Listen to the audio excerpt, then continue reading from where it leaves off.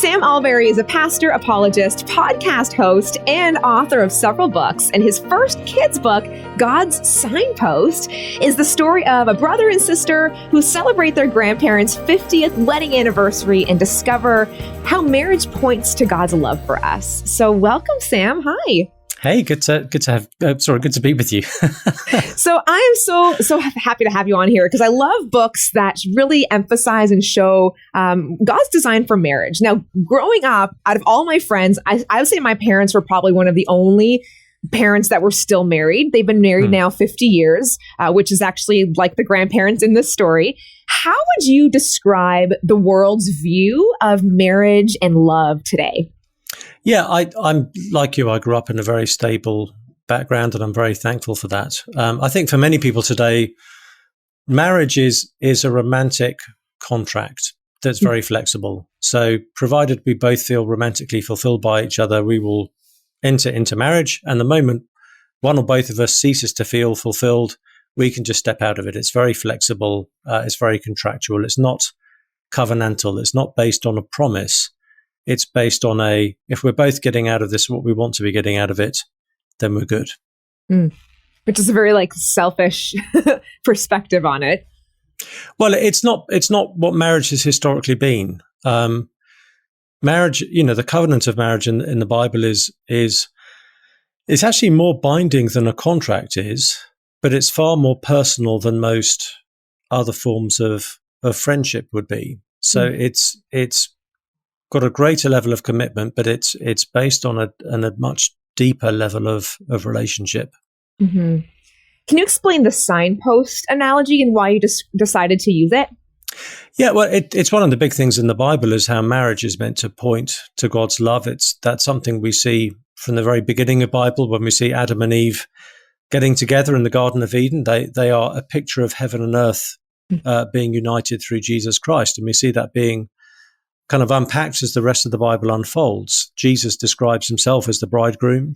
The Bible ends in Revelation with the wedding of the Lamb and his bride, the church.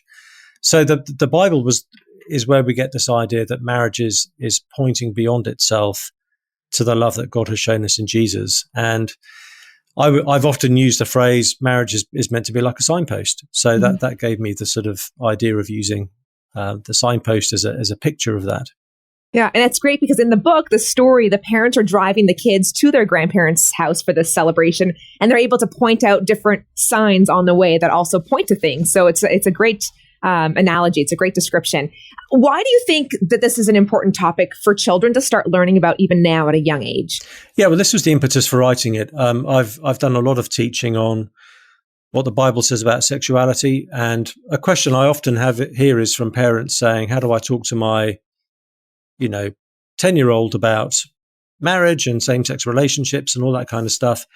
And I realized my answer was, it really helps to have given them a positive vision of marriage earlier than that.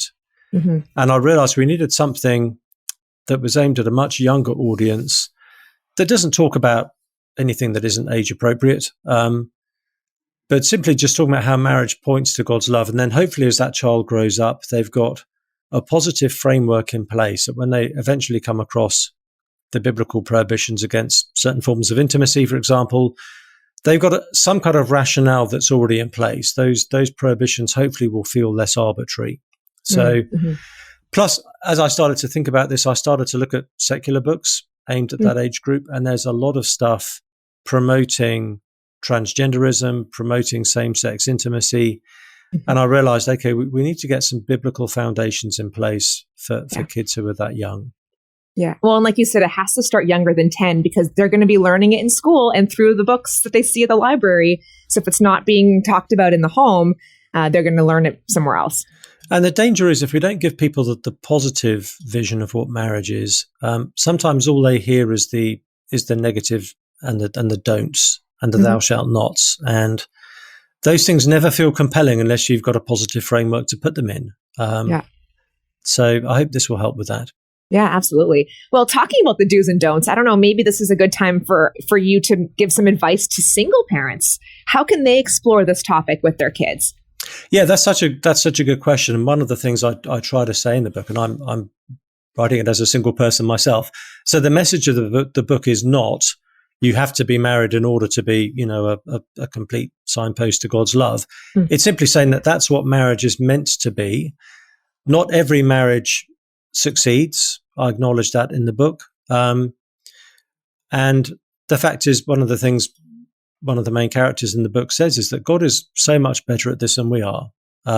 He's better at keeping his promises than we are. He's better at loving people when they've done little to deserve that than we are. So I hope that won't undermine anyone who's a single parent. I hope it will kind of make allowances for that. Because, none of us is everything we're supposed to be in this part of life anyway. And so even if a couple is happily married as they teach their kids this, there's no reason to feel smug about that. It's simply the case that none of us has fully obeyed God in this part of life. Some marriages have gone the distance, others haven't. But the point is, the reality marriage is meant to point to is still there. And there are other ways for us to understand God's love outside the kind of the idea of marriage being the signpost. But the key thing is not the signpost itself, but the thing it's pointing to. Yeah.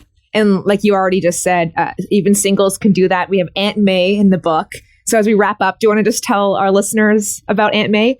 Yes. So Aunt May is the aunt. She's called May. So she's single, and I popped her in there just to make sure, again, that we're not suggesting that unmarried people are deficient because they're not part of this marriage signpost.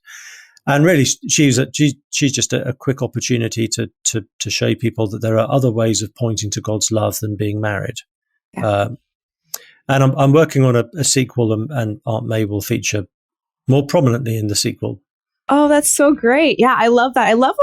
I love hearing people talk about the impact that singles can have in the church. I think that's such an important message that I think singles need to hear. So do you want to touch on that before we wrap up? Yeah, and at the risk of sounding flippant, Jesus was single, and he's had a pretty big impact on the church too. So we must never demean singleness, otherwise we risk demeaning Christ himself. Yeah. And we need all of us in the church. We need our marriages, we need our singles, we need young and we need old. All of us have a part to play, and all of us have a distinctive thing that we can bring to the fellowship. So if a church is lacking single people, it is lacking something it needs. I agree.